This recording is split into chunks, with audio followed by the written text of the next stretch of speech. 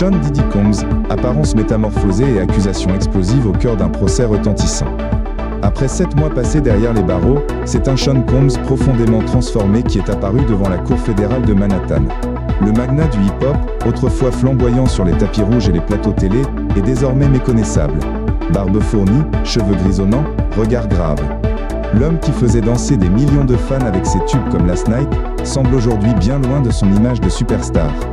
Le 5 mai, à l'ouverture de la sélection des jurés, P. Diddy, de son nom complet Sean Combs, a fait son entrée dans la salle d'audience vêtu de vêtements civils, échappant à la célèbre tenue orange des détenus. Une faveur rare dans ce type d'affaires. Mais ce qui a le plus marqué l'assistance, c'est son apparence physique.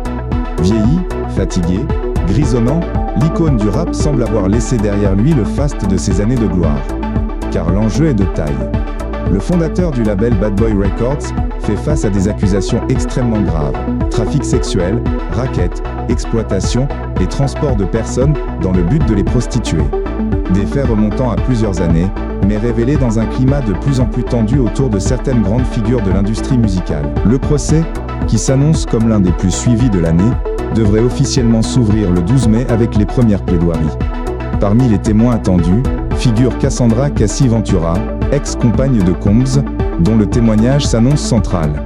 L'acte d'accusation mentionne des enregistrements de vidéosurveillance accablant et évoque des soirées dites freak-off, décrites comme des mises en scène sexuelles orchestrées par l'artiste. Les détails glaçants de ces soirées, mêlant domination, manipulation et exploitation, ont choqué l'opinion publique.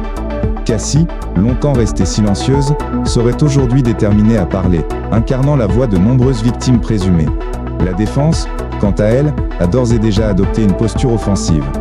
Lors des conférences préliminaires, les avocats de Sean Combs ont plaidé non coupable et laissé entrevoir leur stratégie.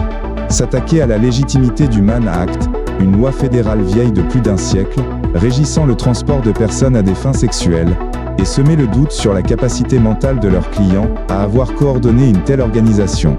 Malgré les tensions et la pression médiatique, P. Diddy est resté concentré tout au long des premières audiences. Visiblement impliqué, il prend des notes et observe attentivement les jurés, comme s'il jouait sa dernière carte. Incarcéré au Metropolitan Detention Center de Brooklyn, où l'usage de produits cosmétiques, notamment la teinture capillaire, est interdit, Combs est apparu au naturel. Une image rare pour cet homme habitué aux lumières des projecteurs. Elizabeth Milner, journaliste pour Law & Crime Network, décrit l'instant. C'était un véritable choc. Il paraissait bien plus âgé. Ses cheveux étaient presque blancs. Un vrai moment de stupeur dans la salle. Cette transformation visuelle, tout comme l'affaire elle-même, symbolise la chute brutale d'une légende du rap américain. Entre vérité judiciaire, stratégie de défense et révélations à venir, le procès de Sean Combs pourrait bien marquer un tournant dans l'histoire du show business.